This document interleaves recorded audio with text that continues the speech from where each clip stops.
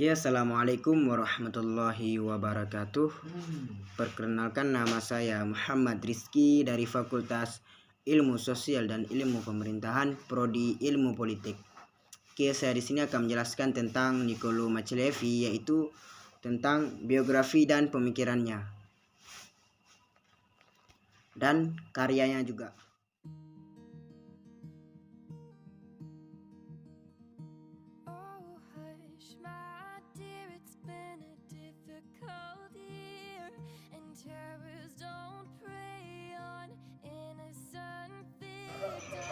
Karya-karya Machiavelli tidak hanya di anggota politik, tapi juga di sejarah, yaitu History of France, Discount on First, Discount of Tyson Livius of History of, dan lain-lain, Play Mandragola, serta Seven Books. Tentu saja di antara karya-karya yang paling banyak dikenal adalah The Princess tahun 1932. Isu utama dalam buku ini adalah bahwa semua tujuan dapat diusahakan untuk membangun dan melestarikan kekuasaan sebagai tujuan kesudahan yang dapat dibenarkan. Dan seburuk-buruknya tindakan pengkhianatan adalah penguasa yang dijustifikasi oleh kejahatan dari yang diperintah. The Princess diceritakan terlarang oleh Paus Clemens. Selengkapnya, karya-karya Machiavelli dalam bahasa Italia meliputi Prospera, di Pisa, dan lain-lain. Karya-karya Machiavelli mengakibatkan banyak pihak yang menaruhnya sebagai salah satu pemikiran brilian pada masanya, sekaligus figur yang sedikit tragis. Pemikiran Machiavelli mengembang lapang pada 100 tahun ke-16 dan ke-17 sehingga namanya selalu diasosiasikan penuh liku-liku kejam serta dipenuhi hasrat rasional. Tidak berada pemikiran yang selalu disalahpahami daripada Machiavelli. Kesalahpahaman tersebut terutama berasal pada karya-karya yang berjudul The Princess yang memberikan agenda untuk mendapatkan dan mengembangkan kekuasaan politik. Selain itu juga terdapat karya lain yang banyak menjadi rujukan, yaitu On the 10 Books of Titus Livy. Terdapat 3 pandangan berlainan terhadap Machiavelli diamati dari karya-karyanya. Pandangan pertama mencetuskan bahwa Machiavelli adalah pengajar kejahatan atau paling tidak mengajarkan immoralis dan amoralis.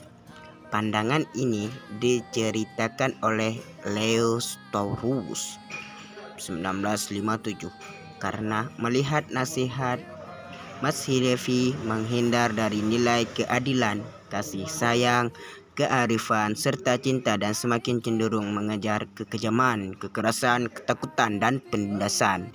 Pandangan kedua adalah arus yang semakin deras dipelopori oleh Benvenuto yang melihat Machiavelli sekedar seorang realis atau pragmatis yang melihat tidak digunakan etika dalam politik. Pandangan ketiga yang dipelopori oleh Anne Kaiser 1946 yang memahami pemikiran Machiavelli sebagai sesuatu yang ilmiah dan agenda berpikir seorang saintis dapat dituntut sebagai guideline of politics dalam membedakan antara fakta politik dan nilai-nilai moral. Inovasi Machiavelli dalam buku Discourse on Livy dan The Princess adalah memisahkan teori politik dari etika. Hal itu bertolak belakang dengan tradisi Barat yang mempelajari teori politik dan kebijakan sangat sempit. Kaitannya dengan etika seperti pemikiran Aristoteles yang memberikan definisi politik sebagai peluasan dari etika, dan pandangan Barat politik kemudian dipahami dalam kerangka ACI dalam aci dan tidak aci. Ukuran-ukuran moral digunakan untuk mengevaluasi tindakan manusia di lapangan.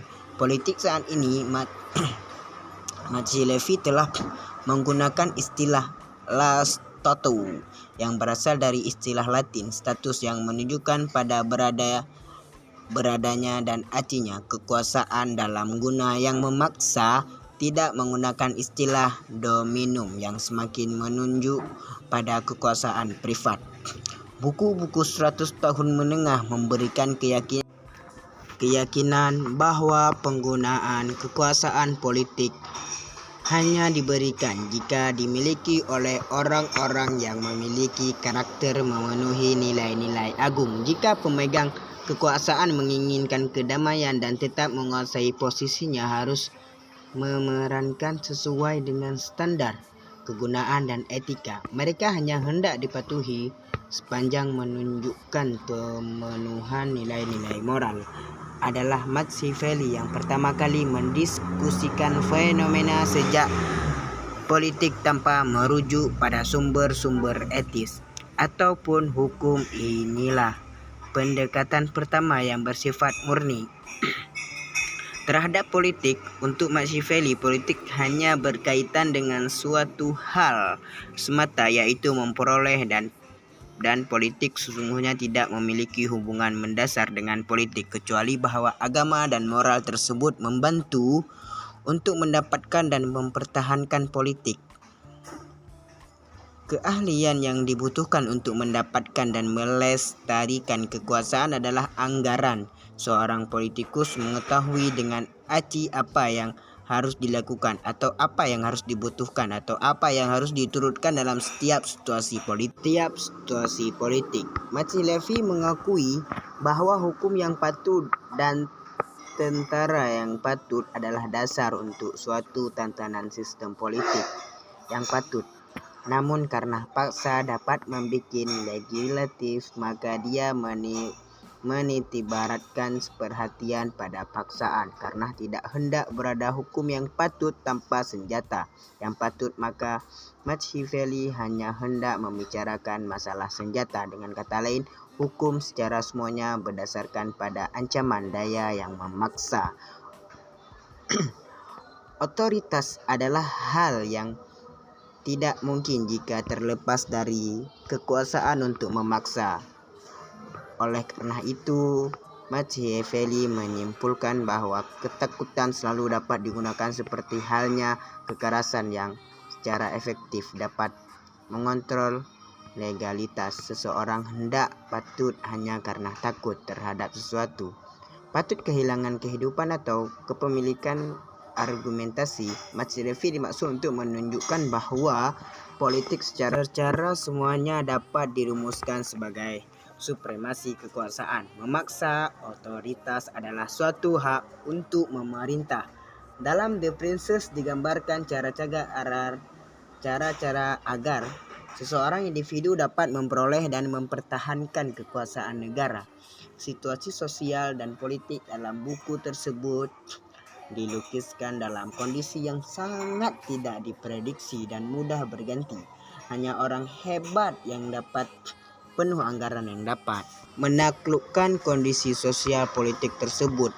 Penolakan Machiavelli terhadap penghakiman etis dalam politik mengakibatkan pemikiran disebut sebagai pemikiran Renaissance yang antikris. Citra Machiavelli yang menantang kekuasaan gereja juga terlibat dalam buku The Discourse yang secara jelas menuturkan bahwa Kristianitas konfesional melemahkan manusia dari daya yang diperlukan untuk menjadi warga sipil yang aktif. Dalam The Prince juga dapat penghinaan di samping penghormatan. Terdapat kondisi gereja dan kepauan. Untuk memahami pemikiran Machiavelli, negara tidak boleh dipikirkan dalam kacamata etis, tapi dengan kacamata medis. Pada saat itu, Italia sedang menderita dan menyedihkan, sedangkan Florentine dalam bahaya agung. Untuk itu, negara itu dihasilkan menjadi kuat bukan dengan pendekatan etis, tapi medis rakyat yang berkhianat harus amputasi sebelum menginfeksi seluruh negara. Dalam bahasa Machiavelli dipahami sebagai individu yang memiliki kemampuan untuk mewujudkan hasrat dalam situasi sosial yang berganti menupu hasrat yang kuat. Daya serta seorang raja yang ideal tidak menginginkan atau memohon, tetapi mengambil secara fisik, mempergerakkan apapun yang dia mau. Skandal tersebut melambangkan potensi manusia yang sangat kuat di lapangan politik.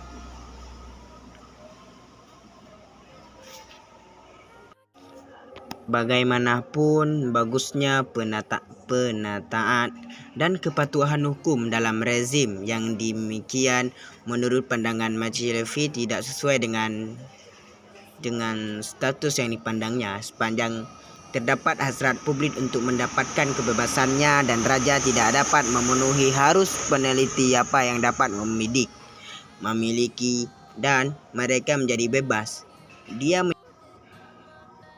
Dia menyimpulkan bahwa beberapa individu menginginkan kebebasan hanya untuk dapat memerintah yang lain. Sebaliknya, sebagai agung mayoritas rakyat mengalami kebingungan antara kebebasan dan kemenari, membayangkan bahwa keduanya adalah identik, namun berbeda juga, yang menginginkan kebebasan untuk tujuan hidup dengan terlindung. Machiavelli kemudian mencetuskan bahwa rakyat hidup dengan terlindung tanpa argumen lain dibandingkan dengan rakyat yang diberikan terkait hukum guna memberikan keamanan untuk seluruh rakyat. Untuk kerajaan yang paling patut terhadap hukum dari rezim Prancis adalah suatu meneruskan dengan tenang dan keamanan. Namun keamanan tersebut jika diperlukan tidak boleh dicampurkan dengan kebebasan. Inilah batas dari anggaran dari saya mohon maaf. Assalamualaikum warahmatullahi wabarakatuh.